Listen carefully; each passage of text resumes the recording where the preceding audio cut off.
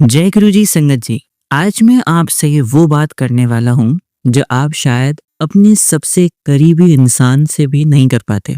क्या आपका मन भी विचारों की एक ऐसे जाल में फंसा हुआ है जिससे निकलना मुश्किल लग रहा है?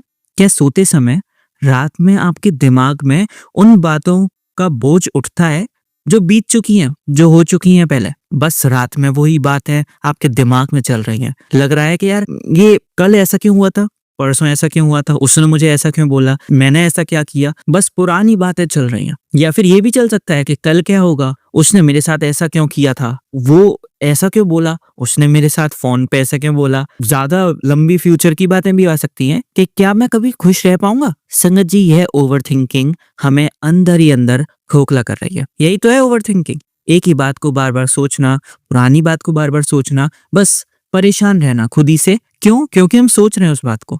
आज दुनिया में हर दूसरा व्यक्ति डिप्रेशन, एंजाइटी और मानसिक भारीपन यानी कि ओवरथिंकिंग से जूझ रहा है। हम दवाइयां लेते हैं, डॉक्टरों के पास जाते हैं, पर वो असली सुकून नहीं मिल पाता। जानते हैं क्यों? क्योंकि हम समाधान बाहर ढूंढ रहे हैं, जबकि शांति का स्रोत हमारे भीतर, हमारे गुरु के चरणों में है। आज का ये महासत्संग उन सभी दुखों की दवा है। आज हम जानेंगे कि कैसे गुरुजी ने एक ओल्ड संगत का जीवन ही बदल दिया, जिसे डॉक्टरों ने जवाब ही दे दिया था। उनके पास कोई इलाज नहीं था उनका। और कैसे भगवान श्री कृष्ण ने भगवत गीता में इस चंचल मन को वश में करने का अचूक मंत्र दिया है। एक ऐसा उपाय जिससे आपकी ओवरथिंकिंग ऐसी चुटकियों में समाप्त हो जाएगी। इस सत्संग को अंत तक सुनिएगा संगत जी, क्योंकि आज आपके मन का हर अंधेरा दूर होने वाला है। और संगत जी, अगर आपको हमें सत्संग भेजने हैं तो आप डिस्क्रिप्शन में दिए गए नंबर या फिर ईमेल आईडी पर हमें सत्संग भेज सकते हैं। आपका भी सत्संग गुरुजी की प्यारी संगत के साथ जरूर शेयर किया जाएगा। चलिए आज का ये सत्संग शुरू करते हैं। संगत जी, दिव्य आभा में एक बहुत ही भावुक और आंखें खोल देने वाला सत्संग मौजूद है। यह प्रसंग एक ऐसी संगत आंटी का है जिनके शरीर में गांठें पड़ गई थी और डॉक्टरों ने गहरा संदेश दे दिया था कि उन्हें ब्लड कैंसर तो है ही। रिपोर्ट्स नहीं आई थी, लेकिन उन्होंने बता दिया था कि जो भी सिम्टम्स हैं, जो आपकी बॉडी कंडीशन है, उसके हिसाब से आपको ल्यूकीमिया यानी कि ब्लड कैंसर हो चुका है। उस समय उस संगत की मानसिक स्थिति की कल्पना करिए संगत जी, क्या बीत रही होगी आंटी जी के दिमाग पर। ब्लड कैंसर, कैंसर जिस शब्द से ही हमारी रूह कांप जाती है। अगर वो किसी, हम ऐसे भी सुन रहे हैं कि ये कैंसर से मौत हो गई, जिसे हम जानते भी नहीं है, तब भी हमें अंदर से बुरा लगता है। उन आंटी जी को डॉक्टर ने सीधा सीधा कह दिया था कि आपको ही कैंसर है, वो भी ब्लड कैंसर। दिमाग में बस मौत का डर, क्या मैं मर जाऊंगी, क्या होगा मेरा आगे, परिवार की चिंता, मेरे परिवार का क्या होगा, मेरे बच्चों का क्या होगा, मैं बोझ बन गई हूँ अपने परिवार पे। और बस 24 घंटे दिमाग में बस यही भयानक विचार ही चल रहा है। बस यही चल रहा है कि यार क्या होगा मेरा, मेरी जिंदगी खत्म होने वाली है, कितना पैसा लग जाएगा, क्या क्या होगा, बस यही चल रहा है। इसी को हम आज की भाषा में डिप्रेशन और ओवरथिंकिंग कहते हैं। वह संगत हर पल मरती थी। उनका टेस्ट हुआ, उनकी रिपोर्ट्स आ रही हैं, वो हर पल, हर मोमेंट, जब तक उनकी रिपोर्ट्स नहीं आ रही, जब तक उन्हें पता नहीं चल रहा कि ल्यूकीमिया बढ़ गया है, कम हो गया है, क्या हुआ है, वो हर पल मर रही हैं दिमाग में। बस यही सोच सोच के कि क्या होगा, मैं बोझ बन चुकी हूँ अपने परिवार पर, मैं कुछ नहीं कर सकती, मैं, पैसा बर्बाद हो रहा है, मैं मर जाऊंगी, मेरे बच्चों का क्या होगा, मेरे पति का क्या होगा, कुछ नहीं समझ में आ रहा। बस, लेकिन कुछ कर भी नहीं सकती थी अपनी रिपोर्ट का इंतजार करने के अलावा। अब संगत जी, उनको पता था उनको ल्यूकीमिया हो चुका है। अब उनको कोई और संगत गुरुजी के दरबार में लेकर पहुंची। उन्होंने कहा कि हमारे एक गुरुजी हैं, वो ऐसी ऐसी बीमारियां खत्म कर देते हैं जिनको डॉक्टर कभी खत्म ही नहीं कर पाते, हाथ खड़े कर देते हैं डॉक्टर, वो वाली बीमारियां भी हमारे गुरुजी समाप्त कर देते हैं। अब उनकी जिंदगी में कुछ और तो बचा नहीं था आंटी जी की, तो उन्होंने सोचा कि चलो चलते ही हैं, क्या पता कुछ हो जाए। या फिर अब उनकी जिंदगी में कोई मोटिव ही नहीं था, क्योंकि उन्हें पता था उन्हें कैंसर हो चुका है। अब जब वो पहली बार गुरुजी के दरबार में पहुंची तो गुरुजी ने उन्हें देखते ही ऐसा कुछ बोला जो से महर्षि भी कह सकते हैं और गुरुजी ही कह सकते हैं। मुस्कुराए और कहते हैं, तू डर क्यों रही है, जा, तेरा रोग मैंने बदल देता। रोग बदल देता? आंटी जी बिल्कुल कंफ्यूज। रोग कैसे, मतलब इन्हें कैसे पता, इन्हें मेरे रोग के बारे में किसने बताया? उन्हें यही लग रहा था कि शायद जो संगत आंटी उनको ले गई थी गुरुजी के दरबार में, उन्हीं ने गुरुजी को बता दिया होगा, लेकिन उन्होंने मना कर दी, मैंने तो नहीं बताया। ऐसी क्या शक्ति थी कि उन्होंने पता कर लिया कि मुझे कोई रोग है। अब संगत जी उसी मोमेंट से चमत्कार होना चालू हुआ। अब सबसे बड़ा चमत्कार तब हुआ संगत जी जब अगली रिपोर्ट आई, डॉक्टरों के होश उड़ गए।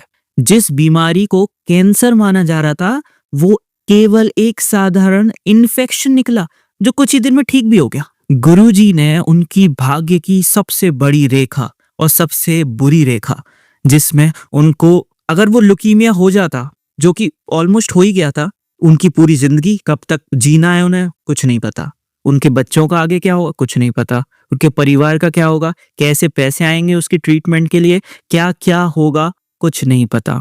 वो गुरुजी ने बस एक छोटी सी लकीर एलर्जी की लकीर बना के टाल दिया। इतना बड़ा संकट टल चुका था।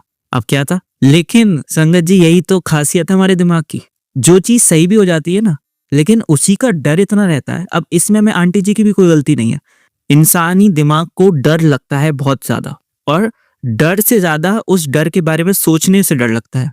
अब संगत जी क्या हुआ, वो आंटी जी तो सही हो गई थी, लेकिन वो ठीक होने के बाद भी ना पुराने डर में रहती थी। बस सोचती रहती कि यार मेरे साथ क्यों हुआ, लुकीमिया हो जाता तो, ब्लड कैंसर हो जाता ही तो क्या होता मेरा। फालतू की चीजें, जो अब सही हो चुका है उसी चीज को सोच सोच के ओवर थिंकिंग में ही अब वापस से ओवर थिंकिंग में परेशान रहती थी। तब गुरुजी ने फिर से उन्हें एक सत्संग के दौरान बुलाया और आराम से बैठ के समझाया कि जब तू मेरी शरण में आ गई है तो क्या, क्यों, कैसे पूछना छोड़ दे। संगत जी हमारा मन तब तक अशांत रहता है जब तक हम अपनी डोर गुरुजी के हाथ में नहीं सौंपते।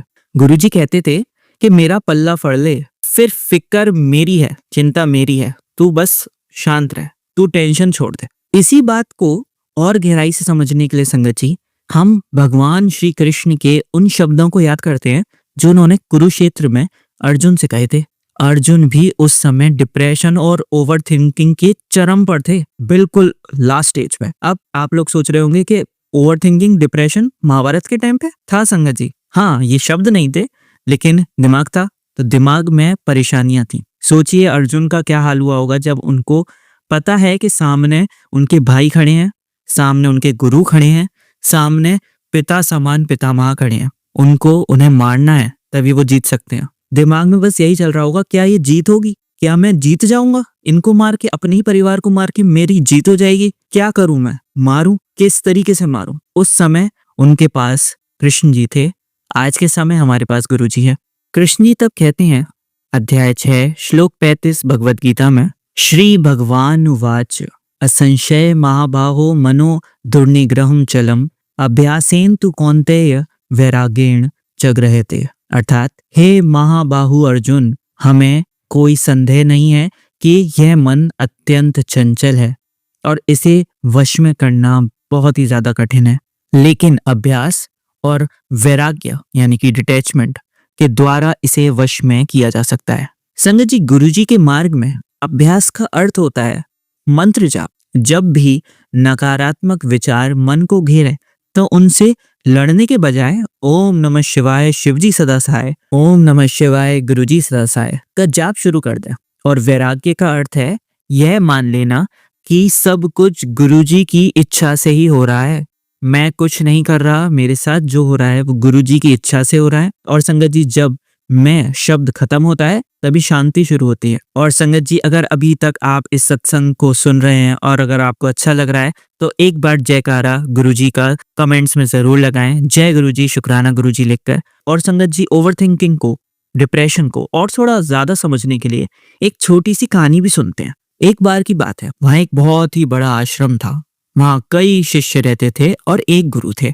एक दिन उन्होंने देखा कि काफी सारे बच्चे ना बहुत परेशान हैं, वो अपने घर के बारे में सोचते रहते हैं, वो ये सोचते रहते हैं कि वो पढ़ाई ढंग से कर पाएंगे कि नहीं, फ्यूचर के बारे में सोचते रहते हैं और बहुत छोटी छोटी बातों के बारे में सोच सोच के परेशान रहते हैं। तब उन गुरु ने सारे बच्चों को एक साथ बुलाया और वो एक छोटे से पत्थर पे बैठ गए।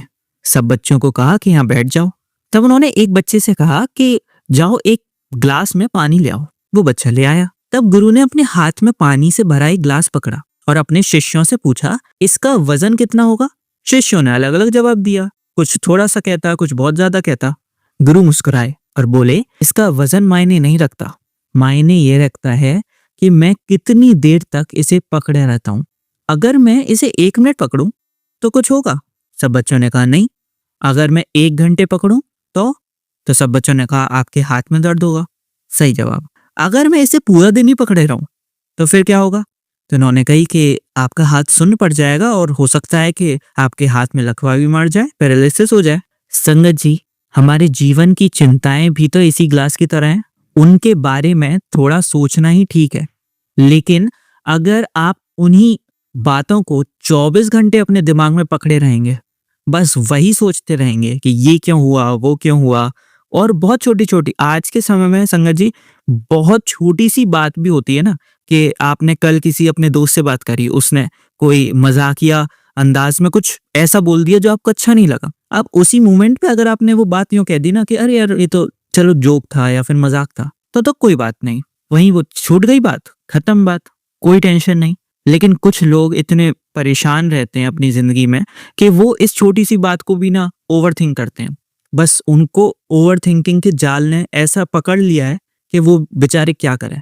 वो बस यही सोचते रहते हैं, उसने ऐसा क्यों बोला, मुझे अच्छा नहीं लगा, ऐसा कैसे बोल सकता है वो, यही चलता रहता है दिमाग में। और यही चीज 24 घंटे तक दिमाग में पकड़े रहते हैं, और अंदर से बस इतनी छोटी सी चीज उनके मन को बीमार कर देती है। फिर वो चाहे कुछ भी अच्छा करें ना, पूजा पाठ भी करें, उनका मन ही नहीं लगता।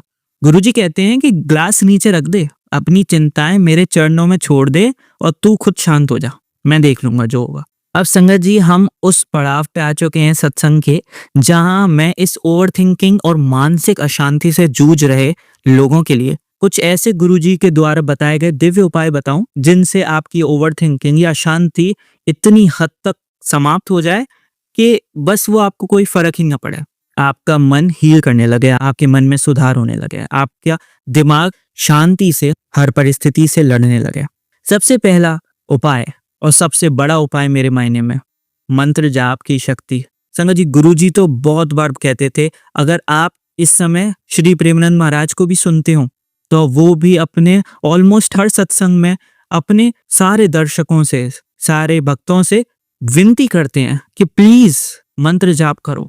वो नहीं चाहते कि किसी के साथ भी बुरा हो, उन्हें पता है कि इसकी मंत्र जाप की ताकत कितनी है, और वो ज्यादा नहीं कहते, वो थोड़ा सा कहते हैं, थोड़ा सा तो करो, शुरू तो करो, अच्छे मन से करो, मन लग रहा है तो करो, नहीं लग रहा तो भी करो, नहाए हो तो करो, नहीं नहाए तो करो, कैसे भी बस मंत्र जाप करो। वो नाम बोलो, जितना बोलोगे उतना तुम्हारा मन शांत होगा, उतना तुम्हारा स्पिरिचुअल एनर्जी बढ़ेगी। रोजाना कम से कम 15-20 मिनट ओम नमः शिवाय, शिवजी सदा सहाय, ओम नमः शिवाय, गुरुजी सदा सहाय मंत्र का जाप करें। 15-20 मिनट तो कर ही लेंगे 24 घंटे में, कर लेना, और हो सके तो थोड़ा और कर लेना। पहले 15 मिनट से शुरू करो, कोई लोग बिल्कुल नहीं करते तो वो 1 मिनट से ही शुरू करें। 9 बार बोल लें, 11 बार बोल लें, 7 मिनट बोल लें, 7 मिनट तो बोल सकते हो 24 घंटे में। फिर धीमे धीमे करके उस ड्यूरेशन को बढ़ाएं, 15 मिनट कर लें, 20 मिनट कर लें, फिर कुछ लोग 1-1 घंटा, 2-2 घंटा भी कर लेते हैं। वो अलग थोड़ा है आपसे, उनको प्रैक्टिस बन चुकी है। आप जब भी नकारात्मक सोचेंगे, मंत्र जाप शुरू कर दो। मुझे पता है इतना आसान नहीं है, लेकिन आप कोशिश तो करो। हम कोशिश ही कर सकते हैं संगत जी, क्योंकि अगर हम कोशिश ही नहीं करेंगे तो फिर हम हार गए। लेकिन अगर कोशिश करके 1% भी चांस है ना जीतने का, तो बस उस 1% के लिए कोशिश करिए। दूसरा उपाय है अभिमंत्रित लोटे का जल। गुरुजी के स्वरूप के पास तांबे के लोटे में जल रखें, अगले दिन प्रसाद समझकर पी ले। अंदर से बिल्कुल क्लीन कर देगा, डिटॉक्स कर देगा आपके शरीर को, आपकी सारी चिंताओं को। और ये तो इसमें तो कुछ करना भी नहीं है, बस बगल में रख के सुबह पी लेना है प्रसाद समझ के। पूरे परिवार को पिलाइए। अगर वो गुरुजी में नहीं मानते तो पानी समझ के ही पिला दीजिए, कोई दिक्कत नहीं है। तीसरा है सत्संग श्रवण। सत्संग सुनिए संगत जी, आप जैसे अभी ये सत्संग सुन रहे हैं, ऐसे ही सत्संग रोज सुनना शुरू करिए। मेरा सत्संग सुनिए, वरना कोई भी जो चैनल आपको अच्छा लगे, जो सत्संग आपको अच्छा लगे, जैसा सत्संग अच्छा लगे, सुनिए। बस आपका मन बढ़िया होना चाहिए, कोई दिक्कत नहीं है। सत्संग सब बढ़िया होते हैं, आप सुनिए। किस सत्संग से आपकी हेल्प हो जाए कुछ नहीं पता। और इसे ना अपनी दिनचर्या बना लीजिए, इसे अपनी दिनचर्या में डाल दीजिए कि मुझे 1 सत्संग सुनना है, मुझे 2 सत्संग सुनना है। या अगर आप ड्राइविंग कर रहे हैं या आंटी जी सब्जी काट रही हैं, खाना बना रही हैं, तो बैकग्राउंड में चला लो, कुछ शब्द तो पढ़ते रहेंगे, और कोई आपकी परेशानी का समाधान आपके कान में पड़ गया तो वही सत्संग आपके लिए दिव्य साबित हो जाएगा। तो इसका एक अभ्यास करिए, दिनचर्या में सत्संग सुनिए, जरूर सुनिए। और चौथा है पूर्ण समर्पण। जब भी कोई बुरा ख्याल आए संगत जी, तो गुरुजी से कहिए, गुरुजी ये विचार क्यों आया मेरे अंदर? ये विचार आपका है, मेरा नहीं है। ये समस्या आपकी है, आप ही संभालोगे। मेरे दिमाग में इतना खराब विचार क्यों आ रहा है? आपका विचार है गुरुजी, आपकी समस्या है, आप ही संभालोगे। मुझे नहीं पता, मैं तो आपको पूर्ण समर्पण कर चुका हूँ। आप ही मेरे भगवान हो, आप ही मेरे दाता हो।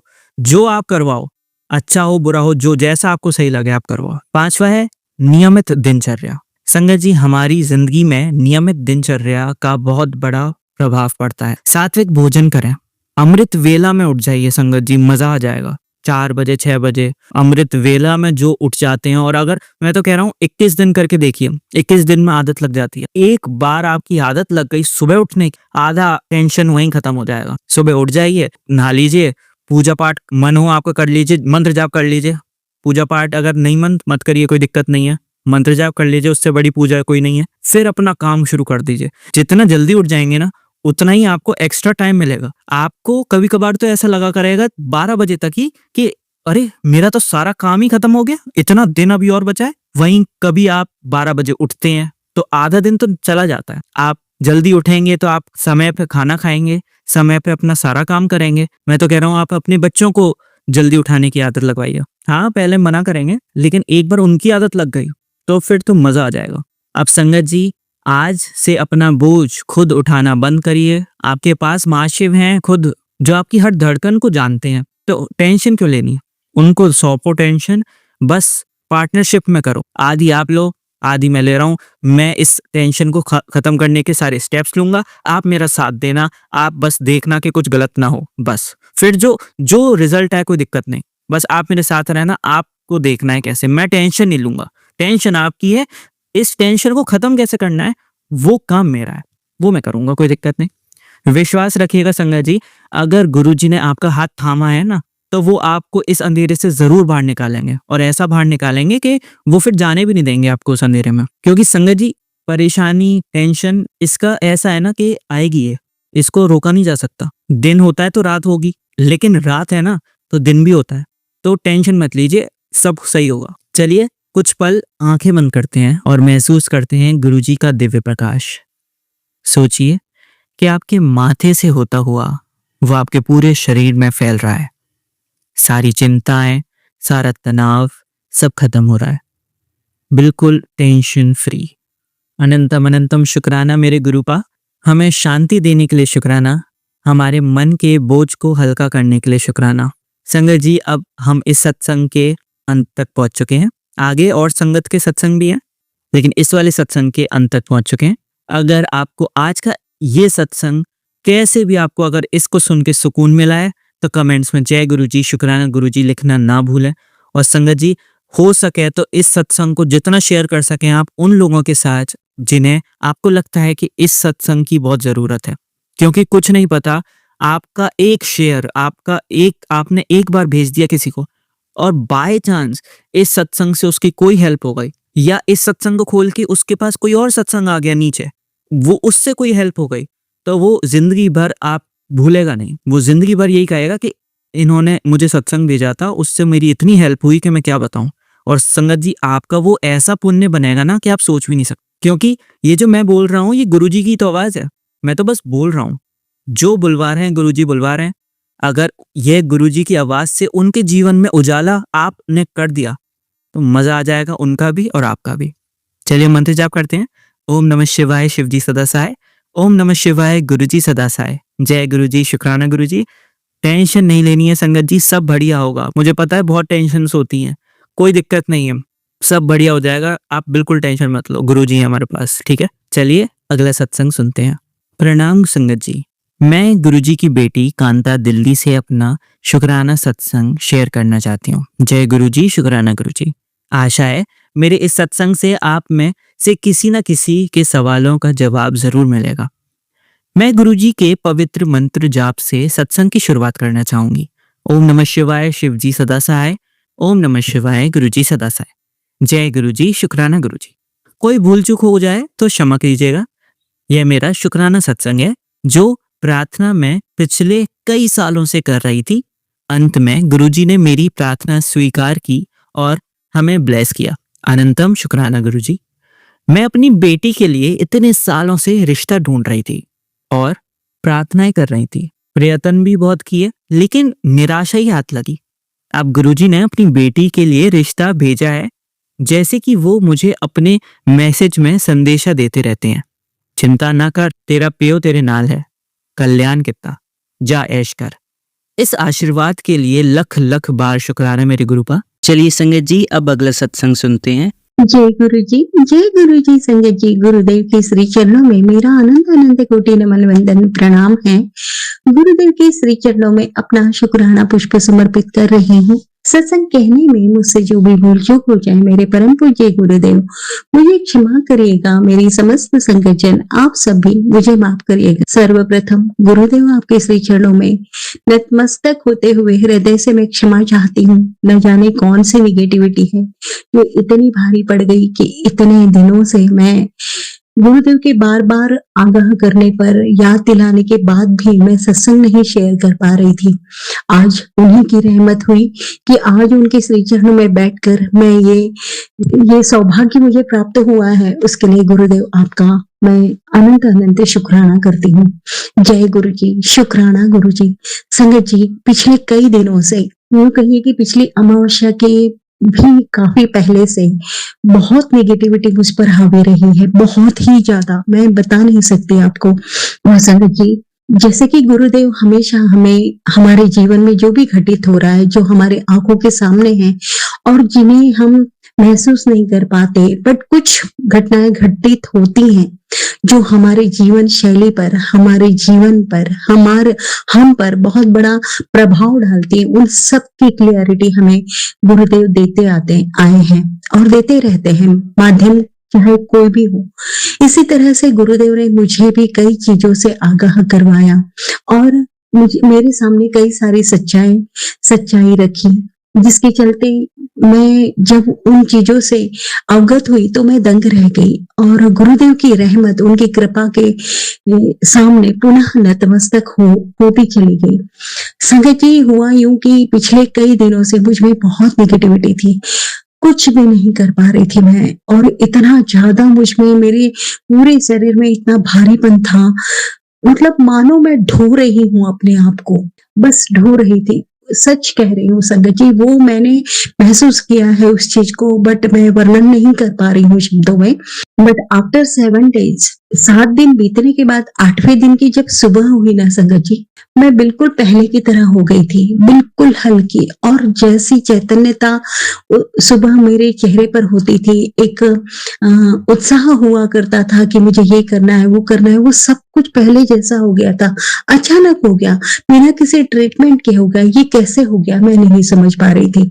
बट जैसे ही मोबाइल मैंने ओपन किया तो मेरे सामने पहला मैसेज जो गुरुदेव का मिला तो वो ये था संगत जी कि तू गलतियां कर सकती है, बट तू किसी के साथ गलत नहीं कर सकती और ना ही तू गलत सोच सकती है, तो मैं तेरे साथ गलत कैसे होने दे सकता हूँ। ये पंक्तियां मेरे मन में बस चुकी हैं संगत जी, और इनका भावार्थ, इनका गहरा जो अर्थ है वो मुझे छू गया और मेरे आंसू ऐसे बहते रहे कि मैं मानो मैं उनके चरण प्रक्षालन कर रही हूँ। वजह ये थी संगत जी कि जस्ट उस सुबह की पहली जो रात थी, उस सुबह की जो रात थी, जिस रात को बीतने के बाद मुझे ये प्यारी सुबह मिली थी, उस रात में मेरे साथ बहुत कुछ घटित हुआ था।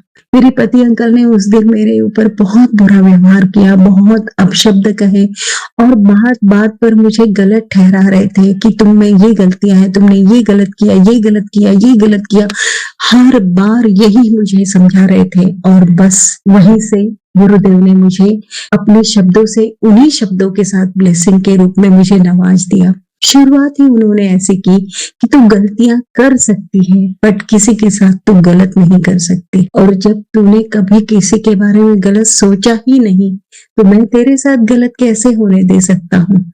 और फिर आगे एक सत्संग भी सुनवाया और मुझे कई सारे मैसेज दिए जिसमें उन्होंने बताया कि पूरी तैयारी हो चुकी थी तुझे इस तरह से विदा करने की, करने वालों ने ये दृढ़ संकल्प कर लिया था कि अमावस्या की बात की 10वें दिन की सुबह तू देख ही नहीं पाएगी। इतनी बड़ी क्रिया तुझ पर की गई थी, लेकिन तेरे साथ गलत हो ही नहीं सकता, क्योंकि तेरे कर्म ही इतने सुंदर हैं। और जब तेरे कर्म इतने सुंदर हैं और तेरे सामने जब मैं खड़ा हूँ, तो तू क्यों डरती है?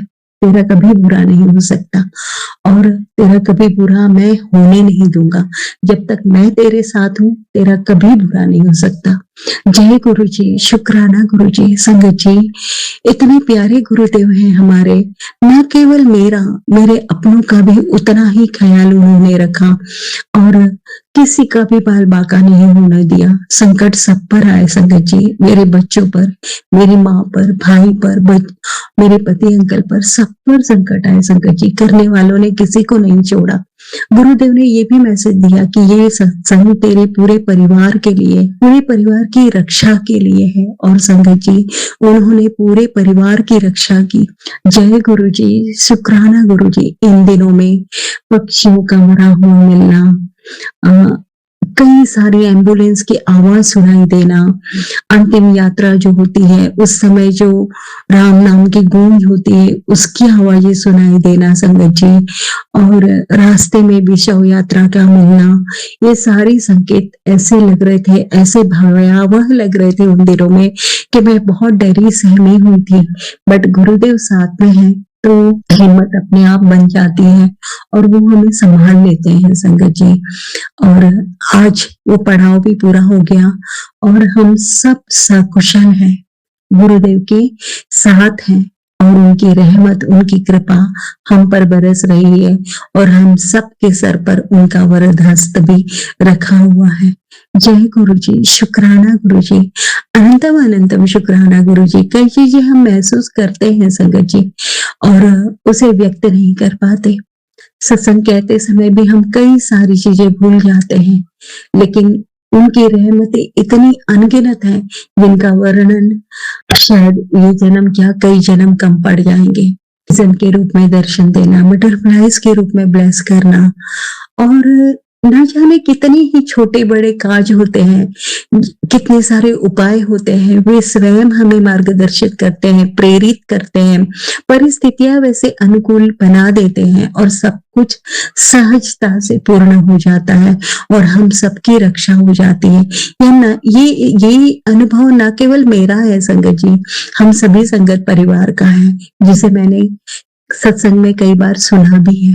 गुरुदेव हमसे जो जरूरी है, जो करवाना है, वो करवा ही लेते हैं संगत जी और जीवन में धीरे धीरे सकारात्मक और सुखद पूर्ण परिवर्तन होते चले जा रहे हैं संगत जी। जिन भ्रमों में मैं उलझी हुई थी, जिन शंकाओं में मैं शंकित थी, वो सब शंकाएं भी दूर हो रही हैं, वो भ्रम भी दूर होते चले जा रहे हैं, हर चीज के जवाब मिल रहे हैं संगत जी। कई बार तो ऐसा होता है कि अभी अभी मेरे मन में वो द्वंद उठा, वो शंका उठी, अगले ही पल कुछ ऐसे जवाब मिल गए कि जिसमें वो शंका, वो द्वंद पूरी तरह से समाप्त हो गए और एक बिल्कुल स्पष्ट सा, क्लियर सा रास्ता दिखाई देने लगा कि बस अब इसी राह पर आगे बढ़ना है और इसी में मेरा भला है।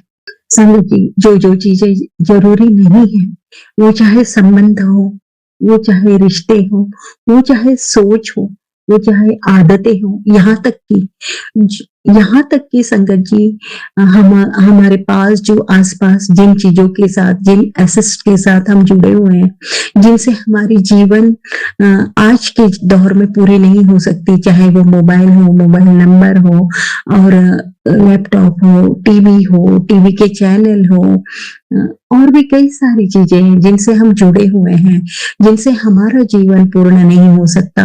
उन सब में भी जो जरूरी है वही हमारे पास रह जाती है, बाकी चीजें सब गुरुदेव दूर कर देते हैं। कितनी महान मूर्ति है वो मेरी, कितने प्यारे भगवान है वो मेरे, जिन्होंने मुझे गढ़ा है, जिन्होंने मुझे संवारा है, जिन्होंने मुझे सजाया है और मेरे चेहरे की मुस्कान मुझे वापस लौटा दी संगत जी। कई बार यूं लगा कि क्या जीवन है ये, कैसा जीवन है, ऐसे जीवन को जीकर मैं क्या करूंगी। नहीं, उसमें वापस से वो रस भर दिया, उसमें वो वापस से उमंग लौटा दी और सब कुछ प्यारा सा लगने लगा। ये सारी रहमतें मेरे प्यारे गुरुदेव की है, उनके बिना कुछ भी संभव नहीं है, कुछ भी आसान नहीं है। हर वो मुश्किल उससे अनभिज्ञ मैं रहती हूँ, लेकिन वो मुझे उसका उससे अवगत करा देते हैं और साथ ही साथ उन मुश्किलों को दूर भी कर देते हैं।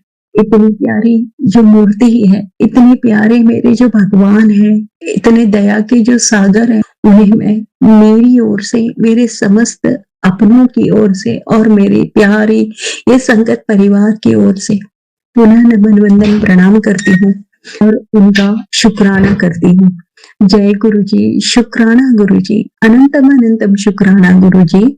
ओम नमः शिवाय, शिवजी सदा सहाय। ओम नमः शिवाय, गुरु जी सदा सहाय। चलिए अब मंत्र जाप करते हैं। ओम नमः शिवाय, शिवजी सदा सहाय। ओम नमः शिवाय, गुरुजी सदा सहाय। ओम नमः शिवाय, शिवजी सदा सहाय। ओम नमः शिवाय, गुरुजी सदा सहाय। ओम नमः शिवाय, शिवजी सदा सहाय। ओम नमः शिवाय, गुरुजी सदा सहाय। धन्यवाद संगत जी, आपका दिन बहुत ही मंगलमय जाए। जय गुरुजी, शुक्राना गुरुजी।